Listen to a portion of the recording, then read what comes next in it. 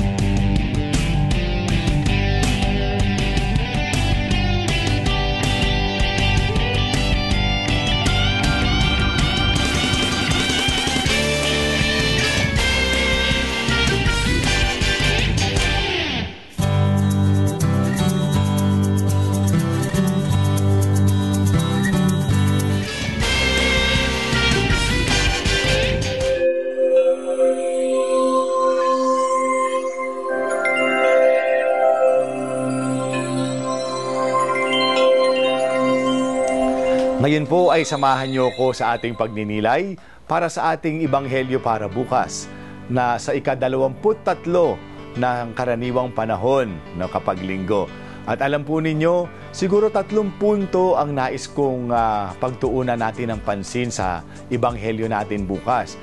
May pinag-uusapan ho kasi sa gospel natin na sinasabi doon unang-una na hindi daw tayo makakasunod sa Panginoon nang hindi natin parang sabi, if you do not hate your mother, your father, your brother, your sister, hindi naman ho ibig sabihin ito na ang sumusunod sa Panginoon ay makikipagsampalan sa nanay niya, no? Hindi ho, no? Ang ibig sabihin nito, minsan kinakailangan talaga sa ating buhay na para makasunod ka sa Panginoon siguro medyo uunahin mo siya sa iyong buhay, marahil higit kaysa mga mahal mo sa buhay. For example po, si Father, ako mismo, hindi ba? Ngayon po, sa pagsunod ko sa ating Panginoon, minsan umaabot ilang buwan, hindi ko nabibisita yung aking mga magulang, mga kapatid doon sa aming tahanan. Gawa ng ito, tawag ng aking tungkulin bilang isang kura paroko sa aking parokya. Pero hindi ibig sabihin na inaaway ko sila, no? Hindi ho. Minsan kasi baka literal nating titingnan, no? May pagkakataon ho talaga na minsan kailangang unahin natin talaga yung tawag ng Panginoon sa paglilingkod natin sa Kanya, higit sa ating mga pamilya o mga mahal sa buhay. No? Natatandaan ko po, meron akong isang nabasang kwento tungkol doon sa isang pare na siya ho ay galing sa isang tribe, no? Galing ho siya sa isang tribe. At siya ang kasunod na sana, siya ang kasunod sa tribo na magiging pinaka-head nung kanilang tribo, ika nga. Ang problema, tinawag siya sa pagpapare ng ating Panginoon. Kaya ano hong nangyari? Kinailangan, una, hindi ito matanggap ng kanyang mga magulang kasi siyang inaasahan na susunod sa kanya, sa yapak ng ama niya bilang head ng kanilang tribo. Pero tinuguno niya ang tawag ng Panginoon, kaya kinailangan niyang ipasa ito sa kanyang tiyuhin. No? Noong una mahirap, pero natanggap din ng mga magulang eventually na yung kanilang anak ay nagpare, at ang nangyari pa nga ho, yung kanyang mga magulang mismo ay naging Katoliko na rin. Kaya ipinasa na lang doon sa pinakamalapit na kamag-anak ang pagpapatakbo o pamumuno doon sa kanilang tribo. Yung mga ganitong pagkakataon ho ba? Ikalawa, sabi din sa ating Ebanghelyo na ang sumunod sa Panginoon, kailangan ay papasanin mo ang iyong krus. No? Bibitbitin mo ang iyong krus. Alam nyo, sa totoo, lahat naman tayo may kanya-kanyang krus na dinadala. No? Iba't ibang bigat, iba't ibang laki marahil ng krus na dinadala.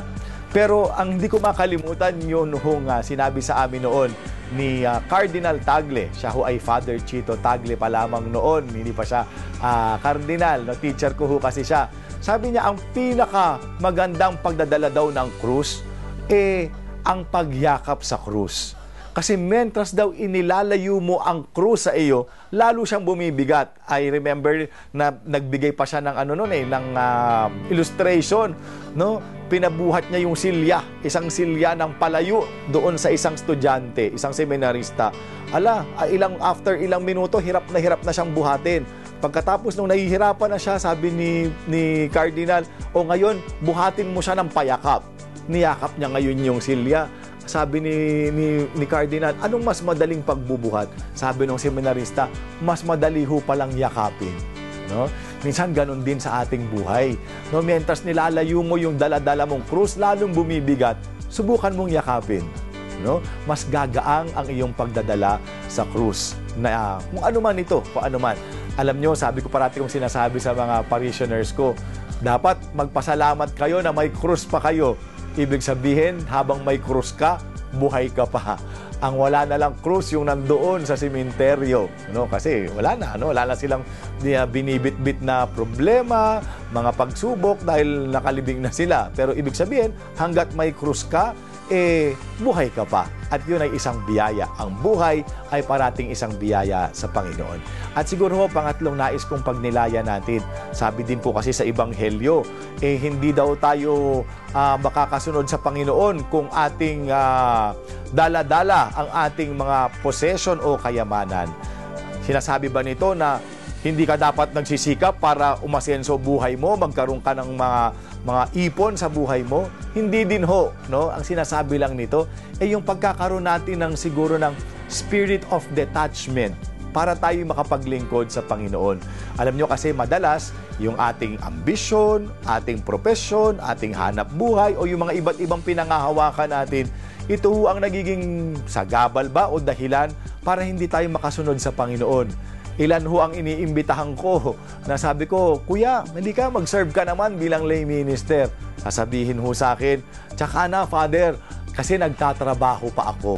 Ayan, kaya sabi ko sa kanya, sige Kuya, yaan mo mamaya sa misa ko, ipagpe-pray ko na bukas mawalan ka na ng trabaho. No? Para makapaglingkod ka. It's a joke, pero minsan ginagamit natin na kaya hindi tayo naglilingkod dahil trabaho, ang dami-dami kong kakilala, kahit nagtatrabaho, talagang naglalaan ng panahon para sa ating Panginoon. Ika nga sabi kung gusto, parating may paraan. Pero kung ayaw, ang daming ginagawang dahilan. So yun ang sinasabi ng ating Ebanghelyo, hindi yung parang sabi naman pala dapat wala tayong kayamanan, tapos tatanga-tanga ka na lang sa bahay. Hindi rin, no? Paano ka din tutulungan ng Panginoon kung di mo tinutulungan ang sarili mo? Ang sinasabi doon, magkaroon ka ng espiritu na hindi ito yung buong buhay mo, yung kayamanan mo. No? kundi naglalaan ka pa rin ng panahon para magdasal. Minsan iba, trabaho ng trabaho, nalilimutan na magdasal. Tuloy nangyayari, nade-depress. Nawawala na rin ang dahilan bakit nila ginagawa ang mga bagay-bagay. Kaya sana sa atin din po, no? Let us have this spirit of detachment sa mga bagay-bagay ng mundong ito. No? At sana parati ho tayong maglalaan ng panahon para manalangin at maglingkod sa ating Panginoon.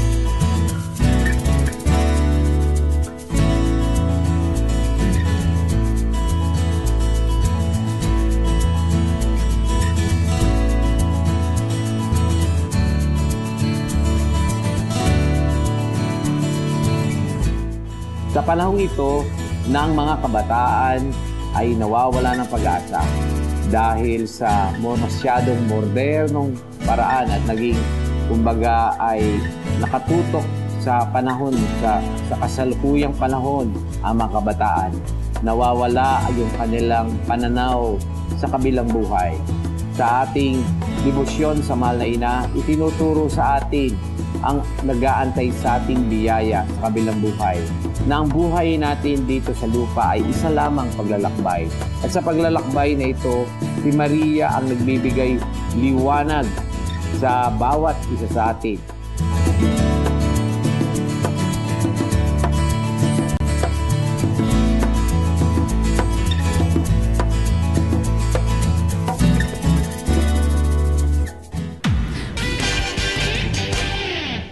Muli po tayo nagbabalik sa ating palatuntunan. Magandang umaga po sa inyong lahat. And good morning, Sheila. At good morning, Father. At syempre po, magandang umaga sa lahat ng ating masugid na manonood. Yan. At guys, kumbatiin ang isa sa number 1 fan natin, no? Yes. Na nagdiriwang ng kanyang birthday, si Mama Mary. Kala ko iba yung babatiin mo eh. Kasi Yan. At saka, kaya siguro siya ang isa sa mga dapat talagang tinatawagan natin, lalo sa topic natin ngayon. Mga problemang hard to recover from. Ano nga ba yung, lalo na sa buhay mag-asawa, ano nga ba sa tingin mo, Sheila, no, sa mga nakikita mo, mga kaibigan mo may asawa, ano yung mga problemang minsan ang hirap makaahon? Alam mo, Father, madalas sabihin nila, siguro yung malalaking problema kagaya ng third-party relationship, ito yung mga mahihirap na makarecover. Pero ang mga maliliit na bagay na daily nuances ng kapartner mo, hindi rin basta-basta masasabing maliit na bagay lang to, Father. Kasi kung araw-araw nagsisinungaling yung asawa mo, parang ang hirap din nun, di ba? Parang ang sakit din sa ulo. So, hindi ko alam kung alin ba ang mas pipiliin mo.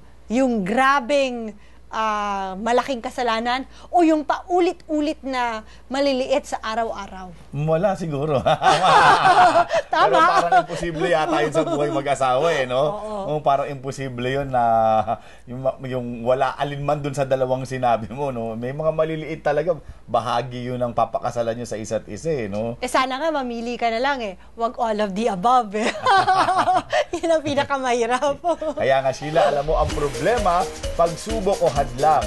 Sa isang banda ay mga pagkakataon para lumago ang pagkatao at malagpasan ang kahinaan. Pero may mga problemang sadyang dapat iwasan dahil sa laki ng lamat na maaaring ibigay nito sa isang ugnayan. At hindi natin pinag-uusapan ang pagtataksil ng isa dahil hindi pa ito ang pinakamalaking dagok sa isang relasyon. Kaya nga mas magandang matutunan kung papaano maiiwasan o lulusutan ang mga isyong ito habang maaga pa. tayo po ay makikipagkwentuhan, kinaabay at Malu Basilia. 30 taon ng kasal at may 3 anak.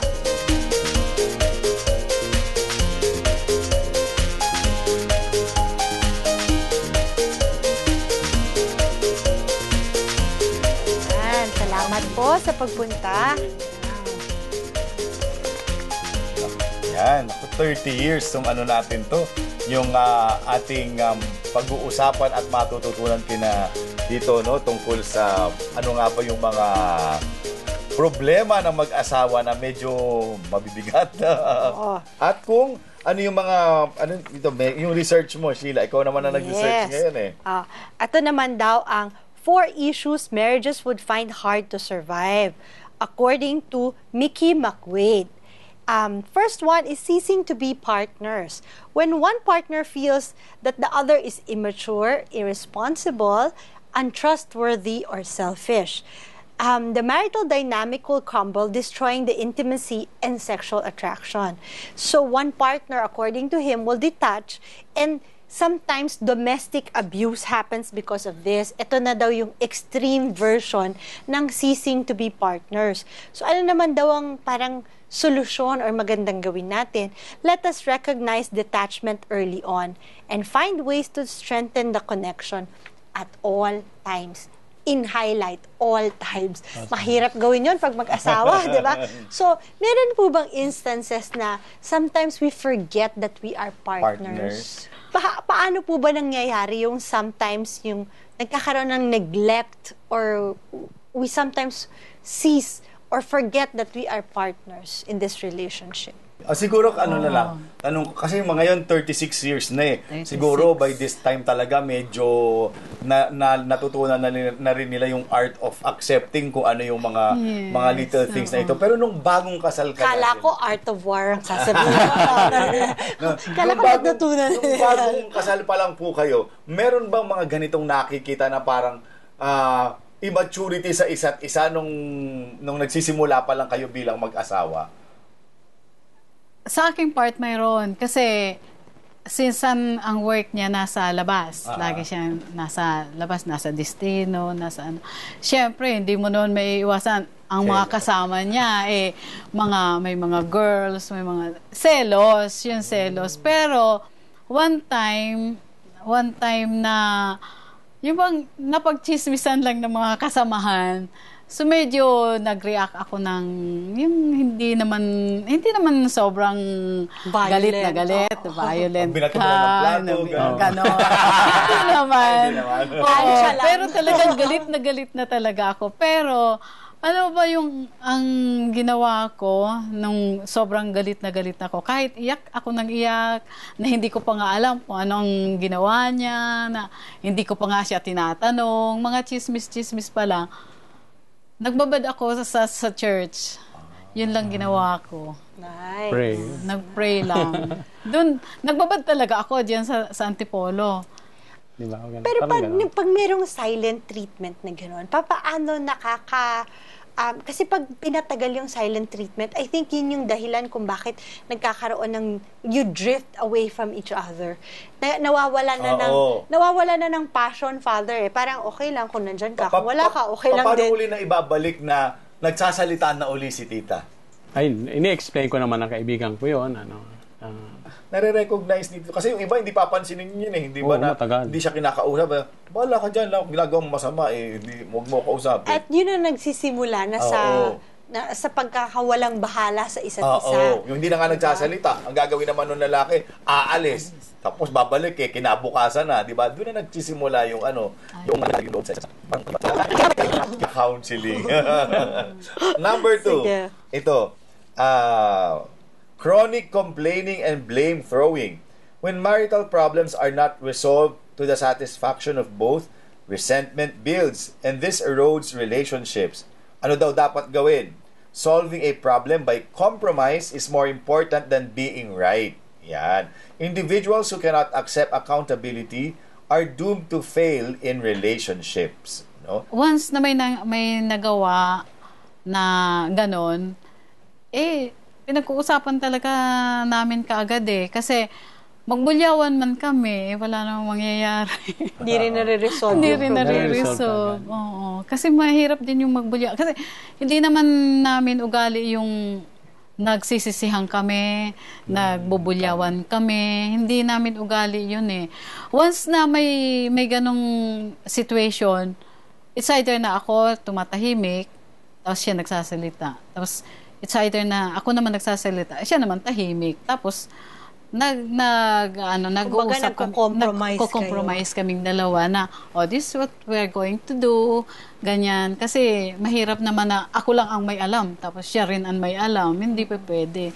Kailangan, both parties, may agreement kaming dalawa na ito ang gagawin natin. Paano po yun? Halimbawa, by nature, women are complainers, hindi ba? Yeah. Paano? Sabi ni Tito, With full conviction.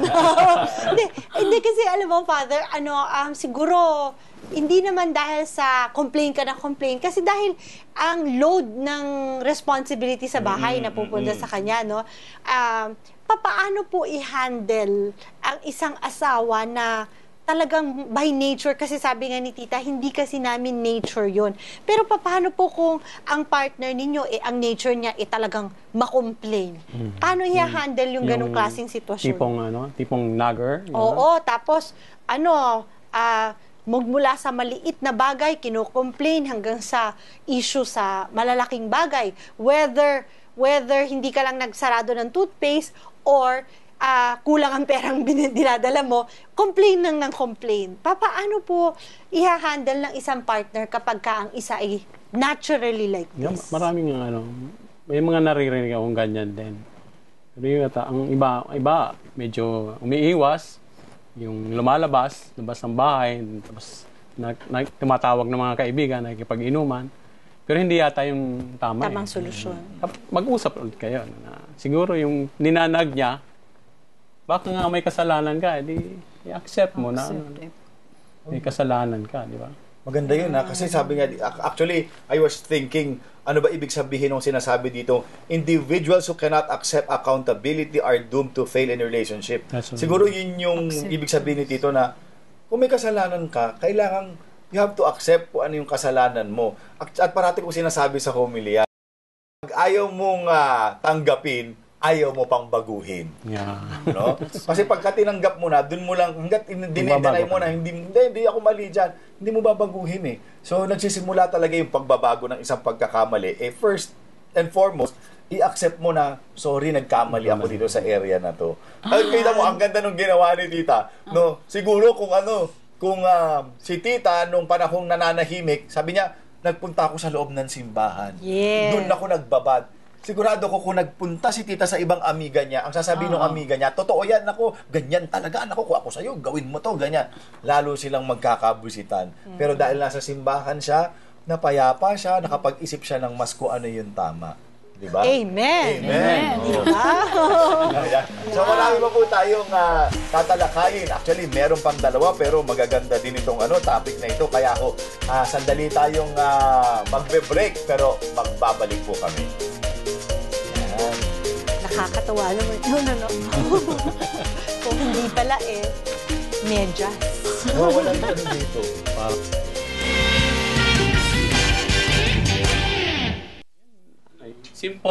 Simple message na hi, hi ka lang I love you, ganon.